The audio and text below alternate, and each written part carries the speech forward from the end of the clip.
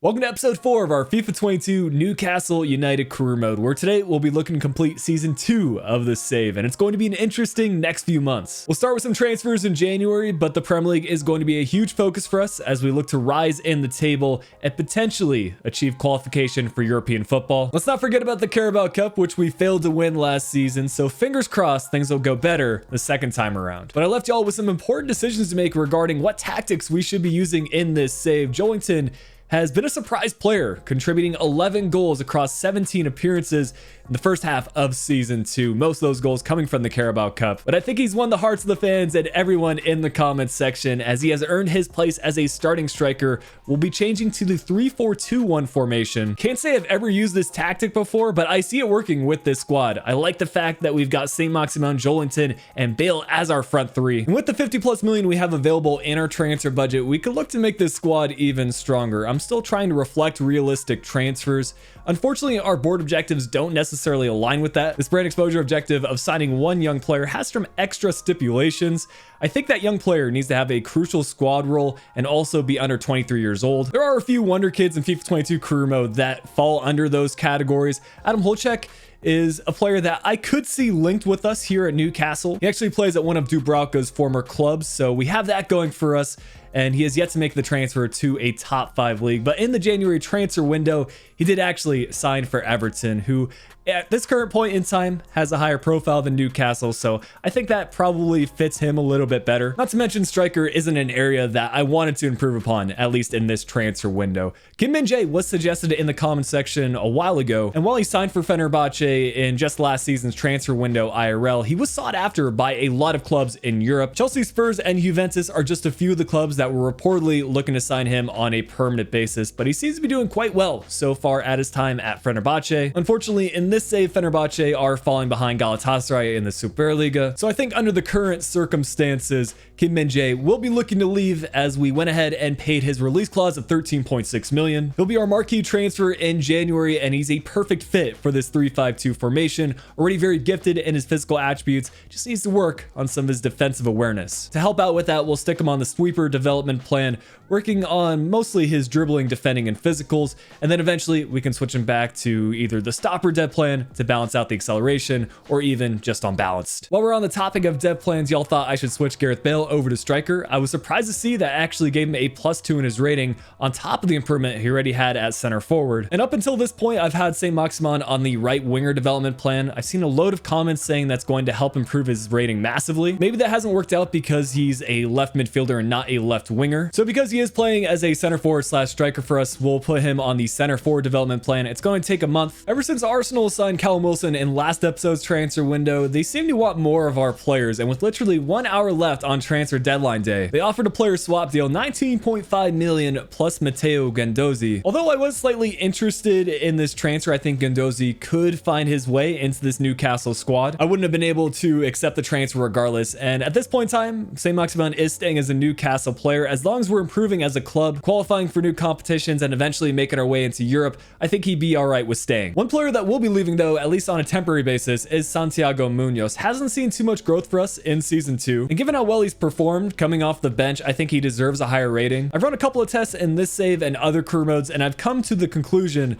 that sending players out on loan is just as effective this year as it was in FIFA 21. So because Munoz is showing that exciting prospect status, we should see a nice bump up in his rating at the end of this season. I'm hoping the same thing happens for Freddie Woodman, because his growth has sort of plateaued, hasn't received too much play time because Dubravka is playing so well for us. And catching up on transfers, Kroth will be heading back to Liga. That's actually the league he played in before he left for Newcastle. And somehow I missed this in the last episode, but Crystal Palace, they are in a bit of a rebuilding stage. They've acquired Darlow for 7 million. I think this transfer works out because realistically, Dubravka's not going anywhere anytime soon, and if we eventually do see a takeover, it'll probably be Woodman or a youth academy goalkeeper. Here's a full recap of the players leaving out on loan for the remainder of the season. And just a general tip, if you loan list a player and then you receive offers of a loan to buy, you don't want the players to be purchased at the end of the loan deal. Just delegate the task over to your assistant manager, specify how long you want the loan to be, and you should receive a modified offer. Appreciate the comments left in the last episode regarding the future of our youth academy scouting. Still looking for that Alan Shearer-esque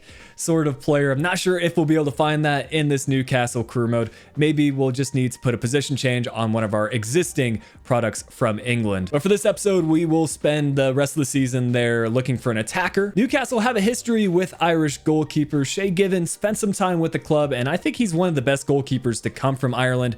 Spent about 20 seasons playing for their national team. And finally, we'll be heading to North America and the United States to look for a physically strong player. Again, a country that Newcastle have had some players from in the past. DeAndre Yedlin, probably the best former player that fits this build. Might not have the best potential anymore, but back in like FIFA 14, FIFA 15, he was one of the best right backs to sign. I had to laugh at the comments section of the last episode when y'all heard my pronunciation of Peterborough. Not exactly a club or a city that I've heard of too much, but after doing some research, they seem to be actually rising through the ranks of English football. Recently gained promotion to the Championship, IRL, but in this save, they seem to have dropped right back down to League One. So fair play to them for reaching the later stages of the Carabou Cup. And after researching their players, I was happy to see one of the career mode fan favorites, at least for Road to Glory saves, Ricky J. Jones, still at the club. We'll get into the simulated results, and Peterborough gave us a shock in the first leg. It was Ricky J. Jones to give them a 2-1 lead on aggregate. Unfortunately, in the second leg, Saint-Maximin and Bale came through in the clutch. 2 late goals will see us advance 3-2 on aggregate. We're into the final of the Carabou Cup for the second consecutive season, and it is Chelsea that we'll play against. That is where we will pick things up for the gameplay. The 25th of February, I'll be honest that I was hesitant to switch tactics leading into such an important fixture that could see us qualify for Europe because the European Conference League has been added this FIFA. If we go on to end Newcastle's trophy drought and win the Carabou Cup, that automatically secures our spot for the European Conference League, and then we would take a lot of pressure off us in the Premier League. It's only uphill. But this is what we've decided, and there's nothing else left for us to do, except if you are enjoying this Newcastle career mode, make sure to leave a like and subscribe to the channel if you haven't yet already. Let's get into the gameplay. Chelsea, under the management of Thomas Tuchel, have been known to change their tactics and formation based off of their opposition, but we don't have a lot to base Chelsea's performances off of. As far as I know, this is the first time we're playing them in this series. Not too many additions made outside of adding Skriniar at the left center back position. To be fair, that's quite a player to bring in. We're much more confident going into the Carabou Cup final this season compared to last year. We've got that experience now, and we've shown based off of previous results that if we're playing well on our day, we can hold our own against top Premier League opposition. I would classify Chelsea in that category. They've beaten some quality opponents to get to the final. We've had a fairly easy path to the final. It's going to be those 3 players on the right, Joelinton, Saint-Maximin, and Bale, that will need to play well if we want to get a favorable result. We'll get into the highlights. Saint-Maximin out wide to Almiron. We need to rely on him to both get forward and also be a quality defender, but on this occasion, he's going to be the creator. Some excellent positioning from Bale to separate himself from the defenders, and ultimately that was an easy tap in. Exactly how we want to start this match. Just 20 minutes played, and you can see Bale. He makes it easier for himself, although he doesn't have the pace that he once had. His finishing in front of goal is still top tier. Some good defending there from Boscali as he finds Joelinton on the counterattack. Saint-Maximin, some 1-2 play between our attackers, and now Saint-Maximin played through on goal. You know he's pacey. Does he have the finish? Yes, he does. Who would have thought that we would have a 2-0 lead against Chelsea just 30 minutes played? I certainly didn't, but I've got to say, this formation has been working excellent. I think we've got a good mix of players. Joelinton is the player we look for initially on the counterattack, but he's got the supporting cast around him that he doesn't just need to rely on himself. But look at that run. I mean, on that occasion, Joelinton does it himself, and the long shot effort makes it 3 just minutes after the halftime break. Maybe it's me just getting more used to FIFA 22, or maybe Joelinton has continued to progress as a striker. Whatever it is, it's led to some excellent results, and hopefully we can keep it going and keep our shape defensively. Quality save there from Dubravka. Ziyech now playing it over to Gnabry. Must be a new addition for them as he signs from Bayern Munich, but it is another German player in Kai Havertz that gets one back for Chelsea. We'll start to make some changes at this point. Jamal Lewis, a slightly better defensive option compared to Almiron, and he used to be a starter for the club, so good to see that he's still getting some play time. Chelsea on the counter, though, they were tough to stop, It's Ziyech who will cut the deficit to now just 1. 10 minutes left to play. We started to slow things down, and Chelsea, for whatever reason, weren't pressuring us, so we are able to hang on to this 3-2 result. It's our first bit of silverware so far in this career mode, and it's a great competition to win. While it may not have the same history that the FA Cup has in England, it is still important to Newcastle's history. It's the first major trophy that they've won in about 50 years, and it will help set us on the right course for this career mode. But there's still much more to play for. The focus now will be on Premier League and rising in the table. Choosing the right opponents to play against proved to be a difficult decision. I decided to match up against last season's Premier League winners Liverpool, who have now started to make some transfers. Dani Olmo being brought to the club to act as that Roberto Firmino replacement at center forward. Really like that transfer, and also the fact that he has ties to the Bundesliga, which Klopp has signed players from in the past. Not many stadiums have the same atmosphere as Anfield, and I really enjoy some of these cutscenes being added in for next-gen consoles. Liverpool are definitely still favorites going into this one, but we've got some confidence of our own based off of the Carabou Cup performances. But both defenses need to start shaping up, allowing a lot of chances early on. Joelinton needs to start capitalizing on those sort of opportunities. You're not going to get a lot of chances against Liverpool. The ones that you do get need to find the back of the net, just like this one from Saint-Maximin. He's going to put that effort away where no goalkeeper can save it, not even Alisson. Choosing to let the ball roll on to his left foot and finding the top left-hand corner. Still a lot of football left to be played, and Liverpool's strong point is their persistence around the 18-yard box. They just wait for the perfect chance, and Dani Olmo eventually played through and rocketing that on the near post. You can see Miguel Almiron playing him onside. It's gotten to the point where I feel like we almost need to work on Almiron's defensive positioning or his tackling, because he's let up a couple of goals in consecutive episodes, and although he still is a left midfielder, he's going to need to play as a left back on occasions. 1-1 at the halftime break. You can't be too mad about that, as Saint-Maximin tries a finesse shot effort, saved well by Alisson, and we seem to have the momentum here in the opening minutes of the next 45 minutes. It's Bale who's going to take a green-timed shot on the near post, again saved by Alisson. Diego Jota being brought on as a substitute. And this is where Liverpool's press started to catch up with us. Naby Keita wins back possession, some good passing play inside the box, and it's Olmo who will get 2. Seems to have been a great signing for Liverpool and fits their style of play really well. Bale, though, our own signing, is going to find the equalizer in the 68th minute. Does well to get that on his left foot, just a single touch, and then a finesse shot into the far post. I think you can definitely tell the chemistry building between Bale and the other players in our starting 11, pulling off that celebration as well.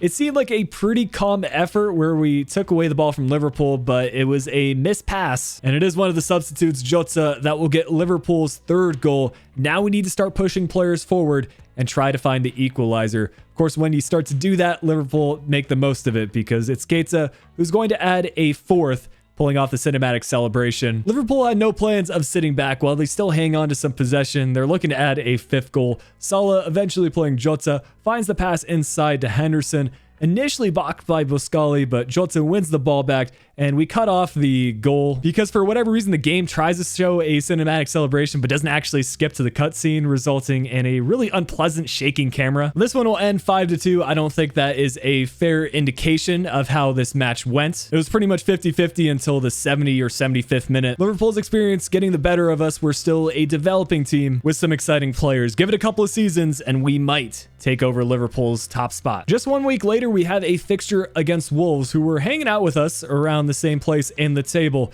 You can see we're both on 46 points. We're sitting 8th, they're sitting 9th. Top 4 has pretty much been decided. It's going to be Liverpool, Chelsea, Manchester City, and United. There's definitely still a chance for us to push into the top 6, as we're just 5 points behind Everton and 6 points behind Arsenal. Wolves seem to have taken a page out of our book, signing a championship level player with Neil Maupay at the striker position. You got to think that some of their players might have left, though. No sign of Jimenez at striker, and also no Ruben Neves in the midfield. Definitely a must-win game for both of us if we want to push higher in the Premier League table. We'll see who comes out with the 3 points, or if this one will end in a draw. We lacked defensive structure against Liverpool, but I felt fully confident with our attacking ability, and we carried that momentum forward to this match as Joelinton kicks things off just a few minutes in. Not a lot of power behind this shot, but with the side of his foot, he places that into the corner. And there is really, again, no goalkeeper that is going to be stopping that. We need to do that more moving forward with how good goalkeepers are in FIFA 22. Bale is going to keep things going in the 8th minute, scoring one of our first finesse shot goals from outside the box. Been playing some more Ultimate Team actually outside of this career mode save, so I feel like I'm starting to establish some of those mechanics in FIFA 22 better and better. It also helps when you've got players whose qualities shine like Gareth Bale has so far in this save. We saw this sort of scoreline happen against Chelsea and we continue to push for more goals. We're going to keep on doing that here. Saint-Maximin played through. I feel like eventually we'll need to adjust some sliders unless there is some changes to defensive positioning, because through balls are proving to be a bit too easy for us. Jolinton here in the second half, trying to make it 4, ended up being a fantastic clearance from Den Donker as Wolves finally get their first attacking chance. A long shot saved well by Drought and cleaned up as there was some pressure applied on Podence. Here in the 82nd minute, some great build-up play. Tried to time this finesse shot by getting this effort on Saint-Maximin's right foot, but Wolves' defense seemed to shape up after conceding 3 goals. Although 3 goals is great, I was most happy with maintaining the clean sheet. It's something that we haven't achieved a whole lot in this series, but as our defenders start to grow in their rating and we make further improvements, I think we'll see more and more of them. Our final match day will be against Sheffield United, one of the newly promoted sides of the Premier League, and fortunately, we've got this match at home. Unfortunately, we're not going to see a change in our 9th place spot, and it seems like a lot has already been decided in the table. Liverpool having won the Premier League mathematically. The only area that might see changes is Arsenal losing out on a European spot. But the main reason that I wanted to highlight this match is because we have our first retiring player in the save. It is Matt Ritchie. He played a big role for us in Season 1 at left wing. For Season 2, we converted him to a center defensive mid. And probably due to the lack of game time, he is choosing to bring his playing career to an end. Hopefully we can have a good send-off, and we're also going to do a flashback and play him at his preferred left wing position. I've heard some mixed feedback about dynamic tifos, but this sort of situation where you've got a retiring player on his final match day and to have a tifo for him was absolutely incredible. It just adds to the general ambiance of your career mode saves. I say it time and time again, career mode is all about the details, and EA have gotten this one right in my opinion. But we'll get into these highlights, and at least on the attacking front, Sheffield United did not look like a team that has been struggling in the Premier League. I think their main issue lies in their defense. Look at the size of that gap between the 2 center backs. It's just completely unacceptable on legendary difficulty. Again, we need to either wait for a patch to come out from EA where they modify some of the defensive positioning, or we apply some sliders at a later point in time. Maybe y'all can leave your input on that in the comments section. Another good stop there from Drought and Dominic Solanke. Looking quite dangerous, maybe a player that we'll look to sign at a later point in this career mode, because he kind of fits the build that we look for in strikers if we ever need to sign another player for squad depth. And here on the near post, he's going to find the back of the net after making multiple saves. Long shots seem to be the only area that Drought is letting up goals. So with his match level, we'll now need to push forward and try to find a goal. We're in the 29th minute, and it's the retiring player, Matt Ritchie, who plays the Longstaff. Some 1-2 passing between Saint-Maximin and Longstaff, and this one is just a perfect long shot. No finesse, just straight power. And of course, it has to be one of the Longstaff brothers. It'll be Sean this time around, and he's actually the lower rated between him and Matty, but that won't be stopping him from scoring great goals from time to time. I'm going to say it now, the goals did not stop there. It's Sheffield United that looked to answer before the end of the first half, but it's defended well, and Kim Min-jae does a good job to get to the ball and just kicks it out of play for the halftime break. That is the goal we're talking about. It's Gareth Bale to score a bicycle kick. Actually fits in super well with how he plays IRL. He scored a couple over the course of his career. The one that's most iconic to me was when he was still at Real Madrid in that Champions League final against Liverpool. Although this goal wasn't quite on the same level, it really sums up Bale's first season at Newcastle and how good he's been. We're going to make some final changes for these last 25 minutes. Matt Ritchie getting a standing ovation as Jamal Lewis gets brought on at the left mid position.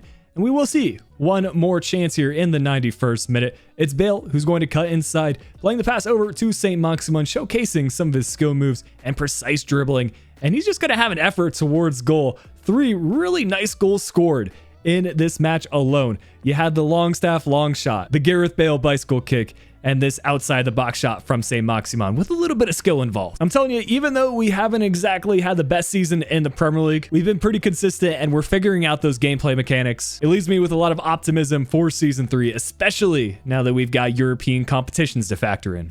Liverpool will keep their place as Premier League champions. We saw from the gameplay how good that squad is, and they seem to be improving year after year as they accumulated even more points in the Premier League. Not too much progress for us in the league. We've finished again 9th in the table, 1 point less than last year, scoring more goals but also allowing more goals, so kind of a mixed bag.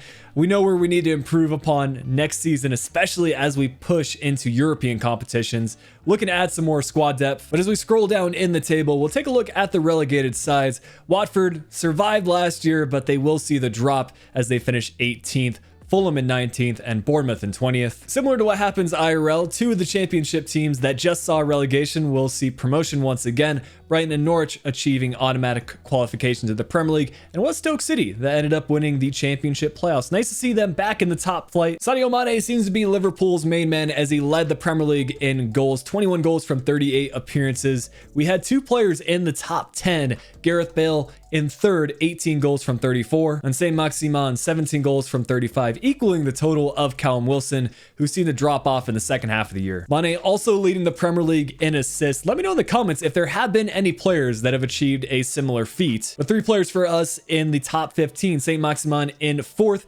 9 from 35, Cantwell in 8th, 8 from 36, and Bale in 15th, 5 from 34. Even though he only managed 10 clean sheets, I would rank Drought as one of the top 5 keepers in the Prem right now. If he had better defenders in front of him, then I think he would also break into the top 5 for clean sheets. I'm a bit uncertain whether we need to just sign higher rated players to pick up better results on the simulations. We've yet to see a fixture from the FA Cup so far in this series, and that's just because we see elimination pretty early on.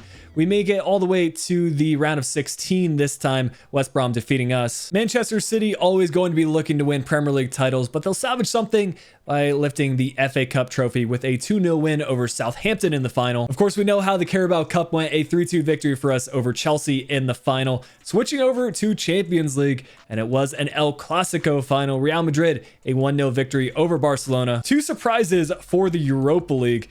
The fact that Manchester City and PSG are in this competition when I think PSG were in the Champions League final last year. Yeah, I've just gone back and watched the last episode. Both PSG and Manchester City were in the Champions League final. PSG won last season, but now it's Manchester City to win the Europa League final. So a little bit of revenge, but really strange to see that both of them were in this competition. A little bit more realistic in results for the European Conference League. Sevilla, a 4-0 victory over Henk. It was an incredible debut season for Gareth Bale. 22 goals from 44 appearances, basically a goal from every other match. We had some great numbers from the other attackers in that front three. Saint-Maximin with 20 from 44 and Joelinton at 17 from 41. Saint-Maximin also leading the way for club assists, got into the double digits, 10 from 44. Cantwell, another good first season here at Newcastle, 8 from 42, and Joelinton, 7 from 41. And this is what I mean about sending players out on loan. A +9 for Munoz during his loan spell at Porto. Probably warrants a spot now in the starting 11 purely on an overall rating perspective, but I really like our front three of Saint-Maximin, Joelinton, and Bale. I'm going to need your guys' help in the comment section. Let me know what we should do about Munoz in the future. There were a few comments saying that Jacquemin is better fitted as a striker.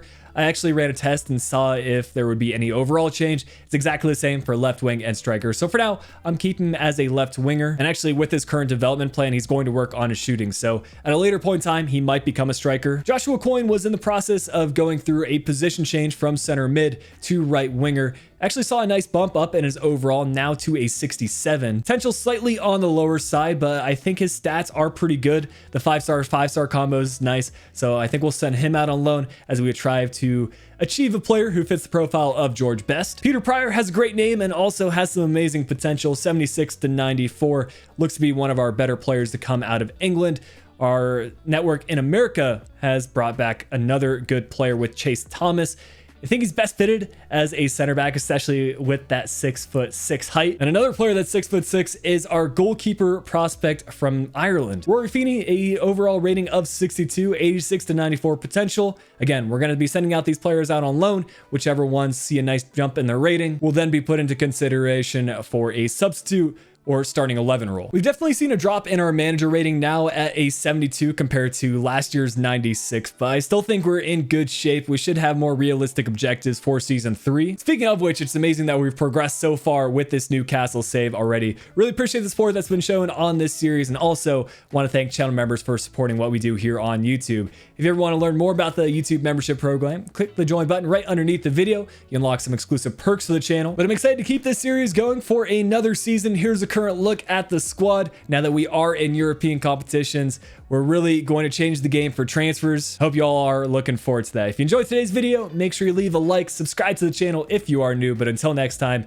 this has been Flick. I'll be talking to you all again soon.